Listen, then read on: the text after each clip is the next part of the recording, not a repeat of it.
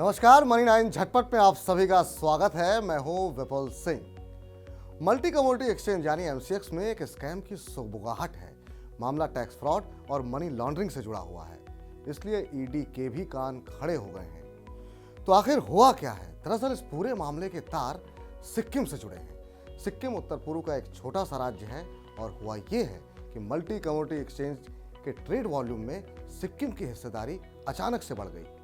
तब एमसीएक्स के ट्रेड के आंकड़े सामने आए तो इस इजाफे पर नजर गई। इससे अफसरों के दिमाग में ये बात कौंधी कि अचानक से सिक्किम के लोगों की एमसीएक्स पर कमोडिटी ट्रेडिंग में दिलचस्पी कैसे बढ़ गई।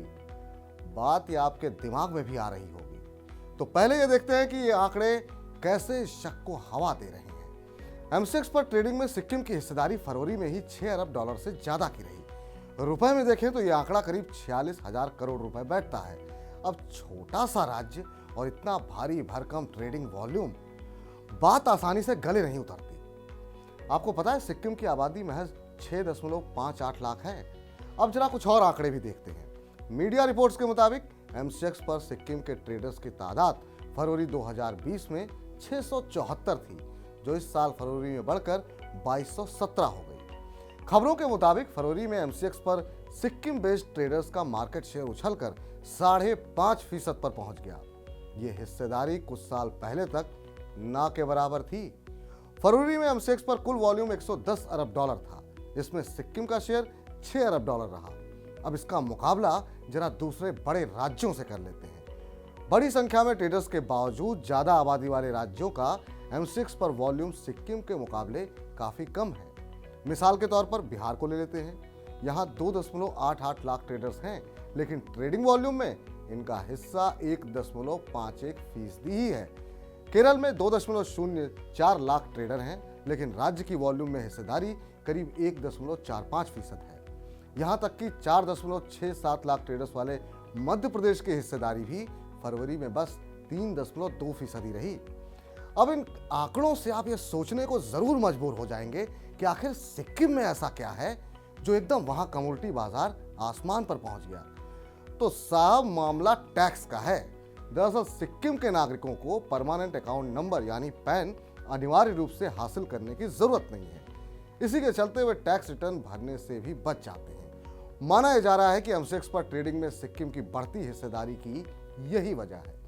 खबरों के मुताबिक हालांकि एमसीएक्स पर होने वाले सभी ट्रेडिंग में पैन जरूरी है और प्लेटफॉर्म पर ट्रेडिंग पर 30% इनकम टैक्स और स्टैंप ड्यूटी चुकानी पड़ती है, लेकिन चूंकि सिक्किम के नागरिकों को सेबी से छूट मिली हुई है, ऐसे में आशंका जताई जा रही है कि दूसरे राज्यों के ट्रेडर्स सिक्किम के लोगों के ट्रेडिंग के लिए प्रॉक्सी के तौर पर इस्तेमाल कर रहे हैं और इस तरह से टैक्स चुकाने से बच रहे हैं। यहीं से मनी लॉन्ड्रिंग का भी शक पैदा हो रहा है और यहीं से एमसीएक्स के इस स्कैम की सुगबुगाहट तेज हो रही है।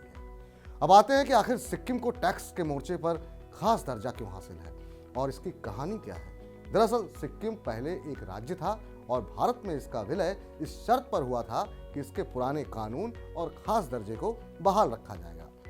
इसी वजह से सिक्किम ने अपने स्पेशल टैक्स मैनुअल 1948 को कायम रखा। इस कानून के तहत राज्य के किसी भी नागरिक को केंद्र को टैक्स चुकाने की जरूरत नहीं थी। हालांकि 2008 में सिक्किम के टैक्स कानून वापस हो गए और उस साल के केंद्रीय बजट में राज्य के नागरिकों को टैक्स चुकाने से छूट देने के लिए कानून में एक सेक्शन 10(26)AAA जोड़ा गया। 26(AAA के तहत सिक्किम के नागरिकों को राज्य में हुई कमाई या डिविडेंड या सिक्योरिटी से हुई कमाई को टैक्स से बाहर रखा गया। यही नहीं, सिक्किम के नागरिकों को इन ट्रेड्स पर स्टैंप ड्यूटी भी नहीं चुकानी होती है। सेबी से ये छूट मिली हुई है। इसके साथ ही पैन से छूट और टैक्स फाइलिंग के अभाव ने बाजार के सट्टेबाजों के लिए दरवाजे खोल दिए। यही वजह है कि सिक्किम के जरिए एमसीएक्स पर ट्रेडिंग में टैक्स और मनी लॉन्ड्रिंग के सवाल उठ रहे हैं। ऐसा नहीं है कि टैक्स से छूट के चलते सिक्किम पहली दफा किसी स्कैम का जरिया बना है। इससे पहले 1980 के दशक में सिक्किम गिफ्ट स्कैम से हिल गया था। उस वजह से तब इनकम टैक्स से छूट को अस्थायी तौर पर बंद कर दिया गया था। तब यह हुआ था कि इंडिविजुअल्स और कारोबारी अपने काले धन को सिक्किम के नागरिकों को देते थे और फिर ही उसी पैसे को गिफ्ट के तौर पर वापस ले लेते थे।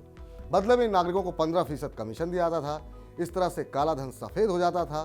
खैर, मल्टी कमोडिटी एक्सचेंज ने सिक्किम में रजिस्टर्ड ट्रेडर्स के मनी लॉन्ड्रिंग और टैक्स चोरी के आरोपों को खारिज कर दिया है। एमसेक्स ने कहा है कि इन सभी ट्रांजैक्शन को रजिस्टर्ड पैन कार्ड्स के जरिए किया गया है और ये सभी रेगुलर तौर पर इनकम टैक्स रिटर्न दाखिल करते हैं। कुल मिलाकर जांच अब ईडी के पास है और एक एक आंकड़े की पड़ताल की जा रही है। अब आने वाले वक्त में ही पता चलेगा कि सिक्किम में कमोडिटी ट्रेडिंग का बढ़ता ट्रेंड एक स्वाभाविक घटना है या वाकई में इसमें कुछ गड़बड़ झाला है।